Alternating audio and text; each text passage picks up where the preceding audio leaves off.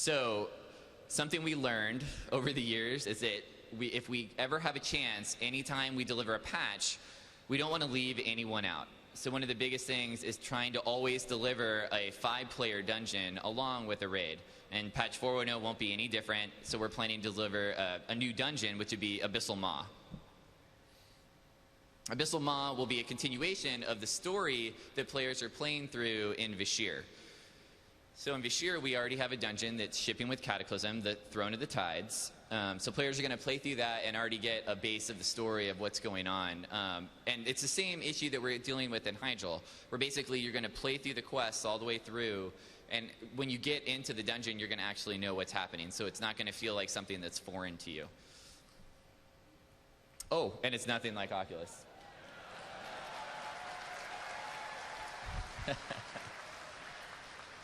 You're going to see the layout here of what this dungeon looks like, and it's separate areas, like almost like underwater. We've got these risen areas, and players are going to play on these each individual areas, and then they're going to travel from one to the next. So you'll get a view of what that looks like here. We're planning on 4 bosses for this. Anything between 3 and 5 we feel like always feels pretty good for a dungeon. So this is a look at the layout. Same deal here. This is what we start with and how we get things going. So you can see all that blue area is basically like a chasm, because this dungeon takes place underwater. The entire dungeon is similar to our entire first zone of Vashj'ir. So everything about this will be under the water in the elemental plane of water. And we have a ton of new tech that we're introducing with Cataclysm that helps deal with players being underwater. Whenever you touch the ground, you actually lock to the ground on the bottom. And then playing with your character at that point feels just like you would be on land. So we've done all new animations for the races, so when they walk underwater, they feel like they're actually moving through the water plane. But for you as a player, you're not dealing with odd camera angles or creatures that are swimming above you or 3D, perception issues that might feel weird. So we want to get that vibe and that feeling that players are underwater. But historically, obviously, underwater combat has not been a strong point. So we wanted to make sure that doing something like this didn't affect the gameplay. And I think we can definitely say that we know that's going to work out well because we've already seen it in Vashj'ir. So here's some concept art. The concept art here, obviously, it's going to feel similar to what we're doing with Throne of the Tides because it's built by the same race. So we want these two things to feel tied together. It's almost the same thing like we do with Winged Dungeons, where we want them to feel like they're from the same place, but you're going to get a very different experience in either one. It's another piece of concept art. And to close out today, we have a new feature we haven't talked with anyone about. This is a feature we tried desperately to get in for Cataclysm, but it turned out that there was a number of things we wanted to do with this feature to actually bump it up and bring it up to a level where we just felt like it would be awesome. So we decided to hold it, and it's something that we're working on for a future patch. And we wanted to give you guys a sneak peek at what it means and what it is. And for us, it's the idea of doing basically enhanced dungeon maps. So everyone noticed and obviously saw that we put in 2D maps in Northrend for all of the dungeons. So when you go into a dungeon, instead of just having to look at your mini-map and seeing that small portion of the dungeon you're on, we did full 2D maps like you would see for any zone in World of Warcraft. The response for that was very strong. A lot of players really loved that concept. They liked seeing where they were. And for Cataclysm, we've actually gone back and we've done 2D maps for every single dungeon in the game.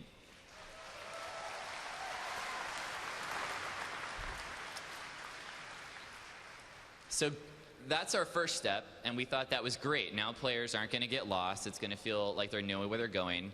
But as anything at Blizzard, we really didn't think that was enough. So the next thing we want to do is get detailed boss information on these maps. So when you're in a dungeon, you come up to a boss, you want to know what loot is this boss going to drop. I'm going to be able to see that.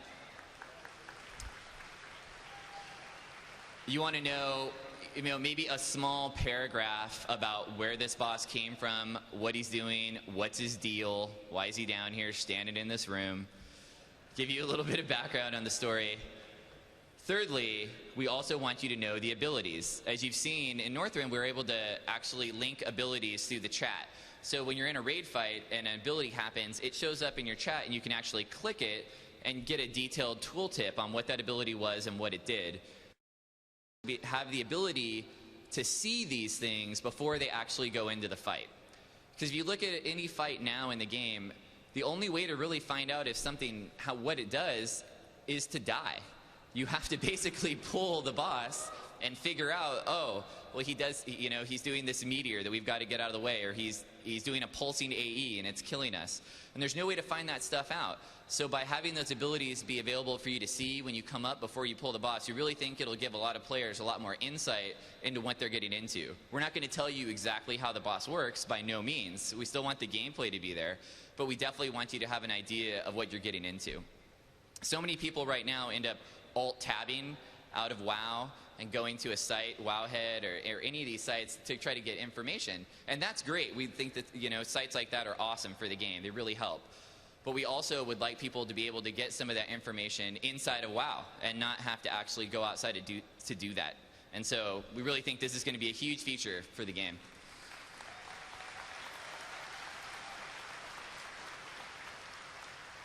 To go along with this, we're going to have 3D portraits of the bosses, so when you see them, you'll be able to see an actually 3D animated, full-on model of the boss, get a chance to see what he looks like. It's just a cool feature that helps you maybe get a better vibe on who the guy is and what he's doing. It works really well with the idea that we're going to show lore on the boss. And finally, this feature will work in both dungeons and raids. We don't want to leave anyone out, so you'll be able to see all this kind of information for both sides.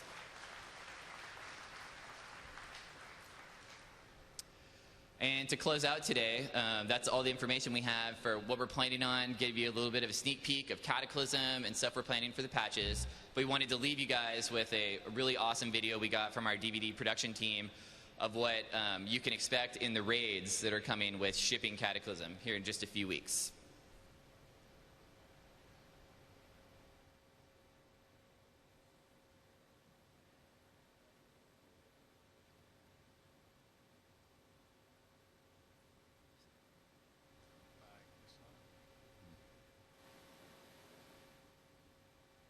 Just imagine that this sounds awesome. Yeah, so this is the first two bosses for Blackwing Descent. What you just saw there was the Omnitron Defense Council and Magmaw, the lava worm.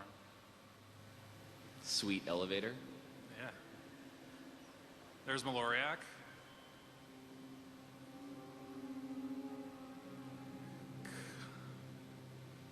Chimeron, and then here's Atromedes. It's that blind dragon I was talking about. It's our first blind dragon. Yeah. Another one of the raid zones you'll be playing through, Bastion of Twilight. This is sort of the raid zone that culminates the entire Twilight theme of lore and quests that you've been doing throughout this entire expansion. So you see Cho'Gall in here. Here's a pair of Twilight dragons that end up yelling at each other a whole lot to kill you all.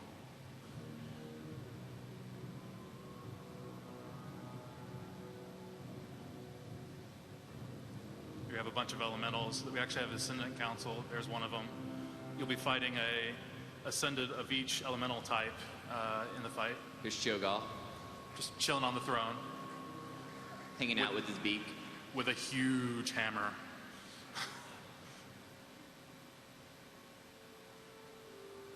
Throne of the Four Winds is, you could look at it similar to things that we've done in the past where it's a single boss. We've got two bosses here rather than one, but it's definitely more of a smaller raid zone. But the art here, we just think is mind-bogglingly awesome, the look and style. Yes, this is the raid I was talking about where you're actually fighting 3 Jin all simultaneously, but during the fight, members of the raid will actually have to flip back and forth between the different towers using these, they'll basically jump off and get carried by the winds back and forth between them. So it ends up being a really, really interesting fight, and a lot of planning has to go into it for you guys to win successfully.